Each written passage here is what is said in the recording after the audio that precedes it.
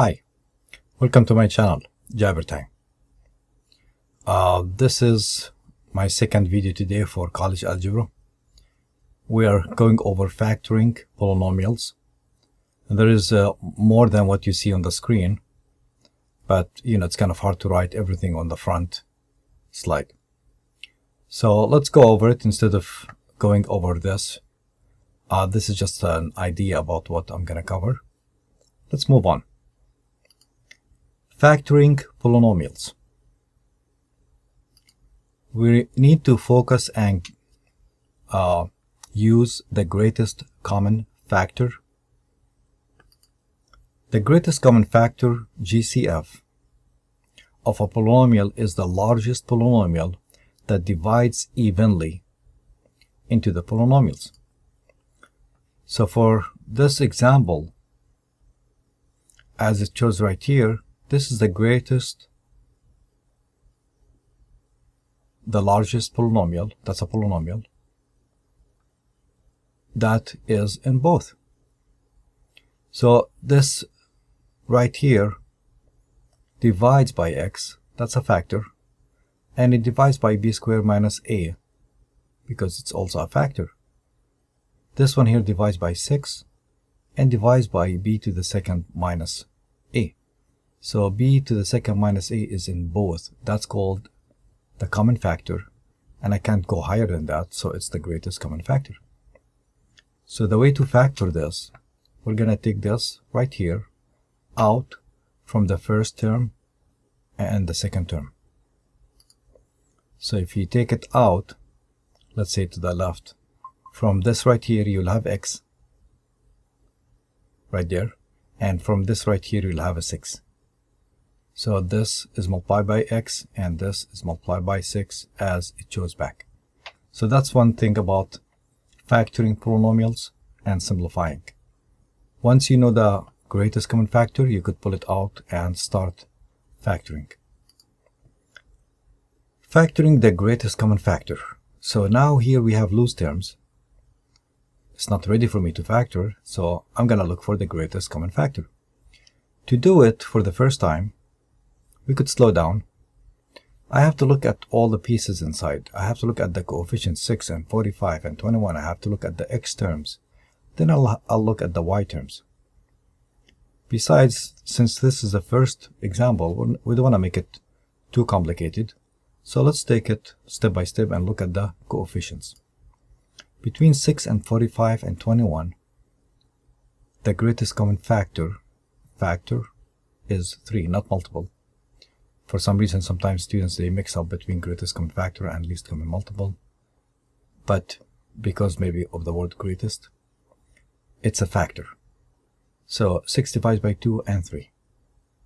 45 doesn't divide by 2, it divides by 3. 21 divides by 3 and 7. But 3 is the common factor, so we take it. This is more in depth, as you could see. The 45 divides by 3, divides by 9. 3 times 3, which is 9. Divides by 5. Divides by 15. As you could see, a lot of different ways I could pick right here and see what 45 divides by. And 21 divides by 3, divides by 7, and divides by itself, which is 21. But you could see I can't take 2 3s because this one has only 1 3. So the greatest common factor that I could pull from all of them at the same time is 3.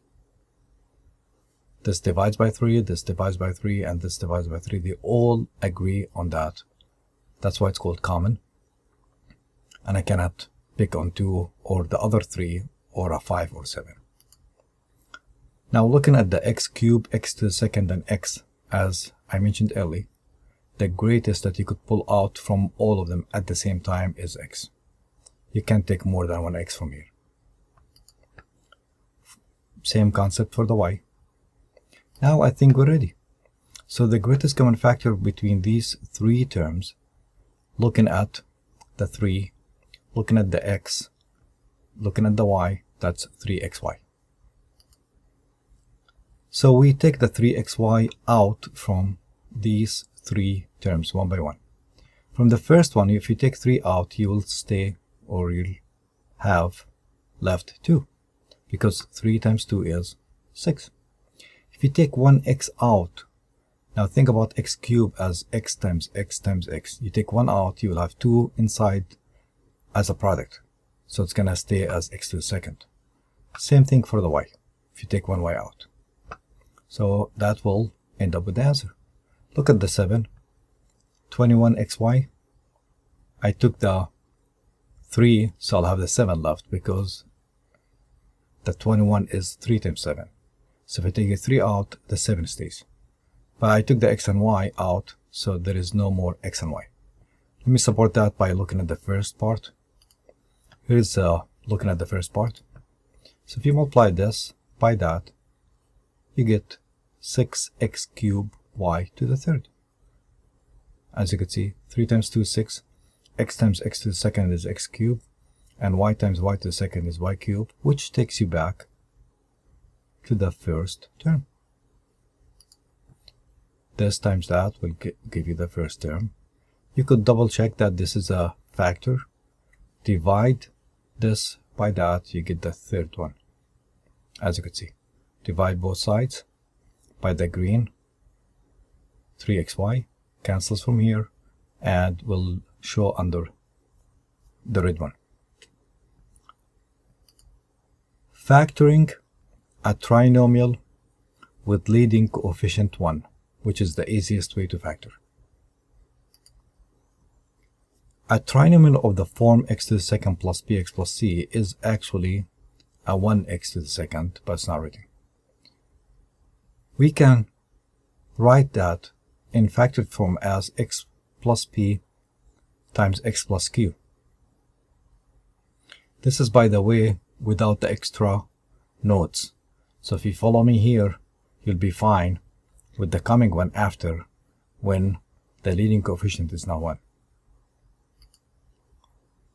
We need to rewrite this, if it's factorable, this way, with the conditions, 2 conditions. P times Q should take me back to the last part, term C. If you add them up, P and Q, you get the middle one, the middle coefficient, I mean. It's kind of hard to think at 2 places at the same time, 2 channels. We're humans, we like to take it step by step. And it's a little bit hard. But trust me, with practice and skills, it's not hard. It becomes natural, like 1 plus 1 equals 2. When we start factoring, it's a little bit hard for students if it's the first time for them. And we build tables and we build options, and we try this and we try that. We give them short methods, but eventually, once they master it, it becomes easy. But as I said, it takes time to practice. So, we have x to the second plus 5x plus 6 as an example. This is factorable to x plus 2 times x plus 3. This is p and q, 2 and 3. They say if you multiply them, you get c. If you multiply them, yeah, I get c. And they say if you add them, I get the middle coefficient. Yes, if I add them, 2 and 3 should be 5.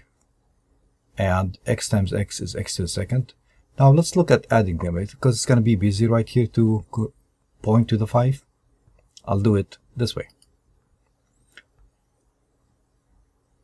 We have 2 times 3, which I just talked about, 6, and we have 2 plus 3 equals 5. 2 plus 3 equals 5. But let's double check differently.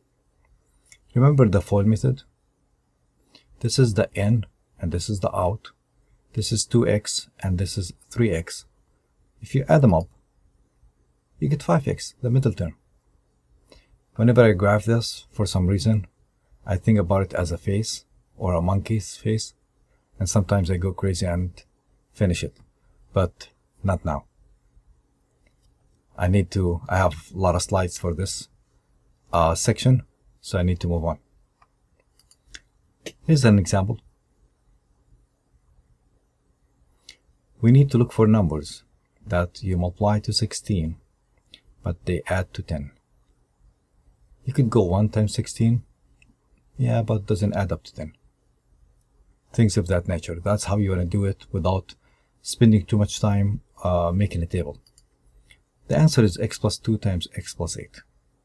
This is a check mark, but they call it Nike. That's what they call it. Let's double check. Do you think when you multiply 2 times 8 you get 16? Yes. Do you think if you add 2 and 8 you get 10? Yes.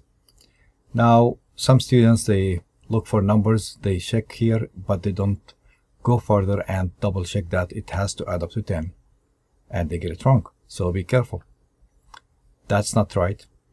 If you go in and out, that's not going to give you 10x.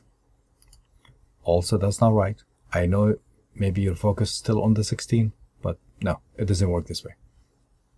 All right. Here's another example with 1 up front, leading coefficient 1. Just want to show you to emphasize that we're still on the same topic.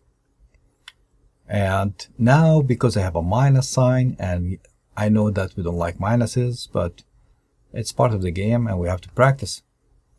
To practice and save you some time, factors of negative 15 are 1, negative 15, or negative 1 and 15, or 3 and negative 5, or negative 3 and 5. Multiply them, and if you multiply them, you get negative 15.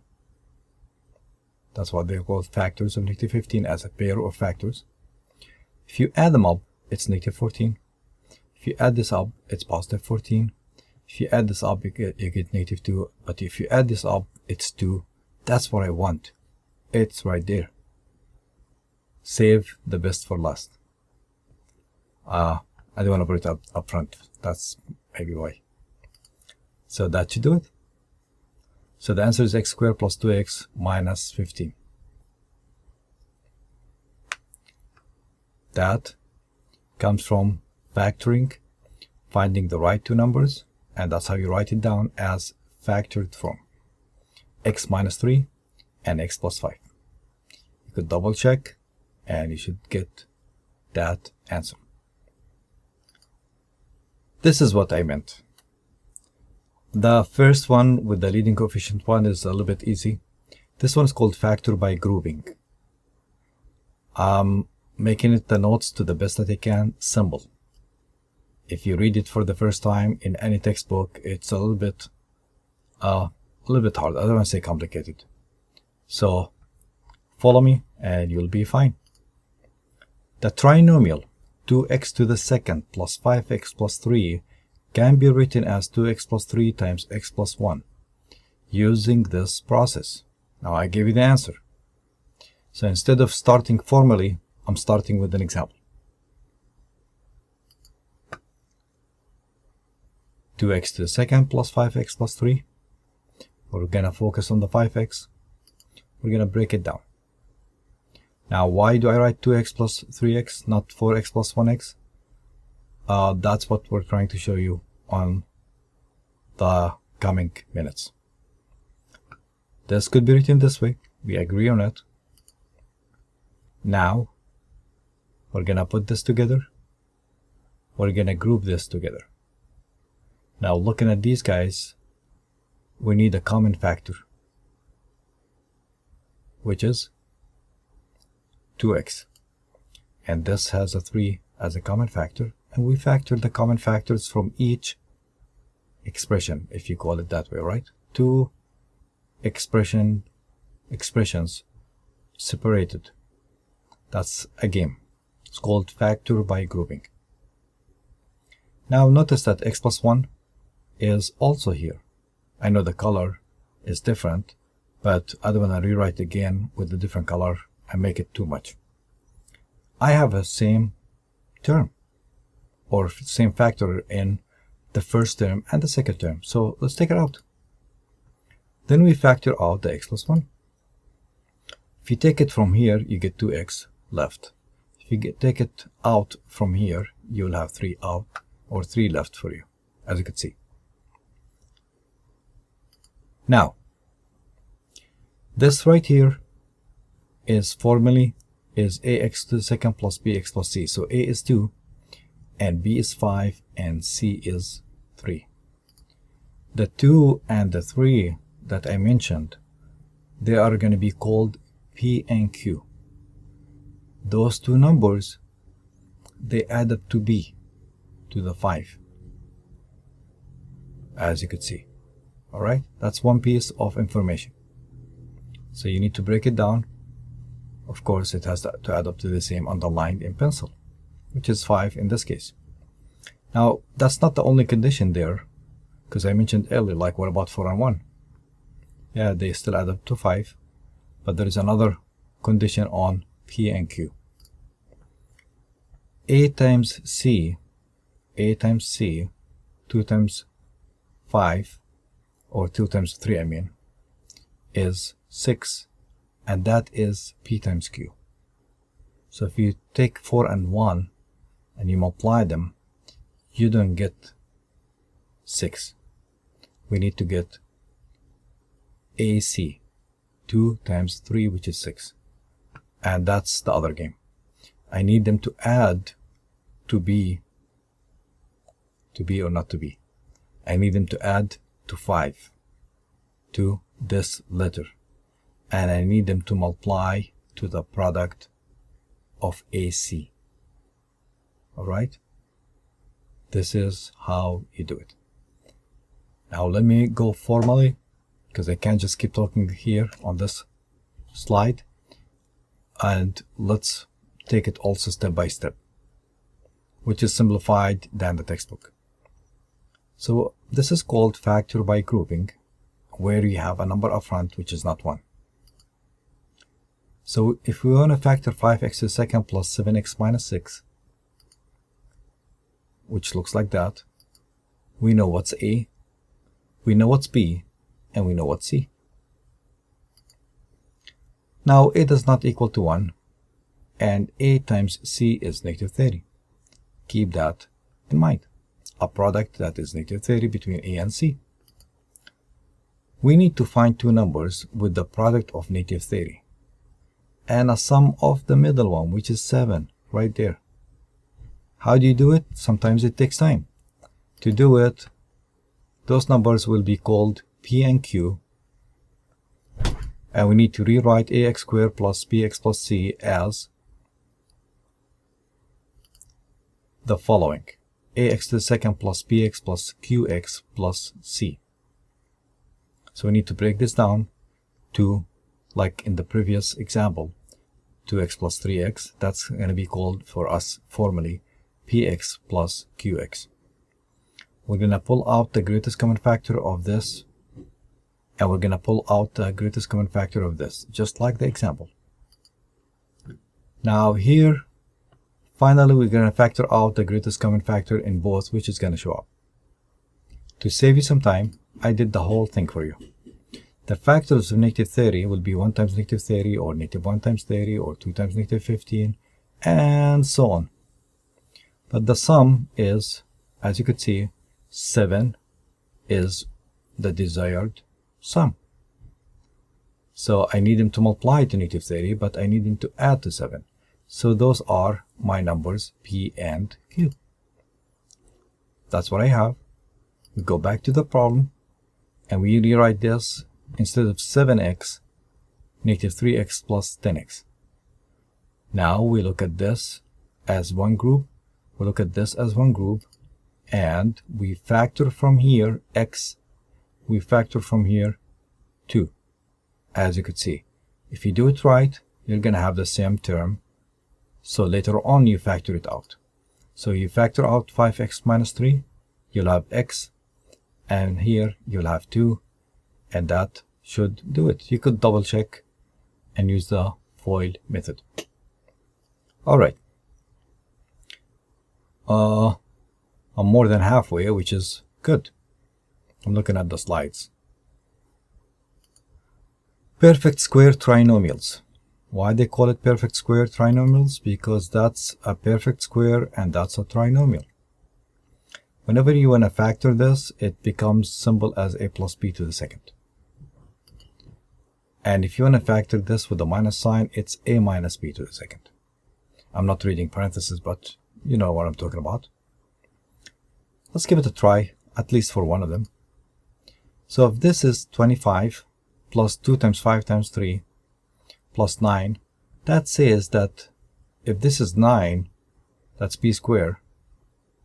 So b is 3. And if this here is 25, that means a is 5. Okay. Now to multiply here and add, that's 25 plus 2 times 5, 10 times 3, which is 30, plus 9. This will give you 55. Add the 9 to it, 64. 5 and 3 on the other hand, it's 8 squared, which is 64. Same answer. So yes, it does work.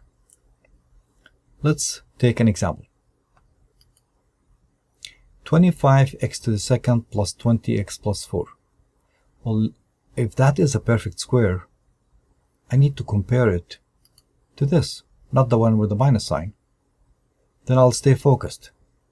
If this is a squared, what is a?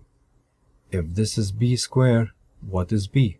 Hopefully that's twice ab. If that's true, I'll jump to the answer and we're done. B squared is 4. We'll start with the easy one. That means b is 2. A squared is 25x squared. That means a is 5x. Just be careful here, because this whole thing came from a being squared. So the 25 came from 5. Alright, now let's see if that is true. What do you think twice a and b? 2 times 5x times 2. 20x? Yes. So yes, it agrees with this format. So I could go and write the answer here. So our problem is, this is my a, this is my b, a plus b, the whole thing squared, and we're done. Let's take another example. 49x to the second minus, this time I have a minus, 14x plus 1. If this is b squared, so b is 1. If this is a squared, so a is 7x. Let's compare it to this, the one that has a minus. And I believe that's right. We could double check quick. What is twice a times b? 2 times 7x times 1. That's 14x. But of course you have to keep in mind that we are getting a minus. So it's a minus. Yes. So we're good. Alright. Difference of squares. A squared minus b squared will be called difference between two squares. It's factorable, or it factors to a plus b times a minus b. Let's give it a try with numbers. I'll go quick. 9 minus 4. I think that's a squared, that's b squared, those are squares. If that's a squared, that means a is 3. If that's b squared, that means b is 2. So it's going to go like 3 plus 2 times 3 minus 2. If you take your time, that's a 5. This is a 5. This is a 1. It does agree. Take another number. 25 minus 16 will be 5 plus 4 and 5 minus 4. You could see that it works. 100 minus 25, those are perfect squares, and that's the difference between two squares. That means a is 10 and b is 5. So I'm going to go 10 plus 5 and 10 minus 5. Double check. Yes, I get the same answer. Do you think this is a difference between two squares? If yes, what is a? A is 3x. And what is b? B is 5. So we're going to apply that. That's my a, that's my b. That's my answer. A plus b, a minus b. Let's take another example. 81y squared minus 100. I think that's a difference between two squares. What do you think a is? 9y. What is b? Because that's b squared I'm looking at. 10. That should do it. 9y plus 10 times 9y minus 10. So if we have a difference between two squares, do you think we have a sum of two squares? Some students think so, but no, not in real numbers system. A squared plus b squared cannot be factored with the real numbers. Just be careful and avoid attempting to factor it. You might think about a plus b times a minus b, or the other way around. No, it doesn't factor. Sum and difference of cubes. When you add two cubes, this is how you factor it, or it looks like when you factor it. And this is when you subtract difference between two cubes. See, for cubes, we do have a sum, but not for squares. Notice here that in both there is a minus sign. After enough practice, you'll memorize it. But one way to memorize it is, if you start with a minus, you're done. You don't show it anymore. It's just, oh sorry, it shows at the front, right here. If you have a plus, you have a minus at the end. Let's move on with some examples. This is straightforward to this right here. X cubed plus 125. That would be coming from 5. 5 times 5 times 5. And that would be a, which is x. So it's x and 5. X and 5. X squared minus x and 5, which is 5x, plus 5 squared, which is 25. Take another example. 512. It takes some practice to see if this is a cube. So you could try 5 cubed. No, that's 125. 6 cubed. 7 cubed. 8 cubed. Yes, it is 8 cubed. Same process. All right. That's a and b right there. And that's b square, not cube. Looking at the minus one. 8x cubed minus 125. So if you take it back, this would be a cube. But if you want a, that would be what? 2x. If you want this back to find b, that would be 5. So 2x minus 5 times a squared, 2x squared, which is 4x squared, plus a times b, without the minus, a times b, right here, without the minus, that's 10x, plus b squared, which is 5 squared, which is 25. Okay, I made it less than half an hour, which is good. That was my plan, because I don't want to make it 45 minutes video, and hopefully it was clear.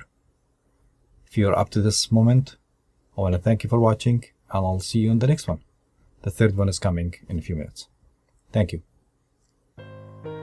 Thank you for watching. If you like this video, hit the like button and subscribe, and I'll see you next time. Thank you.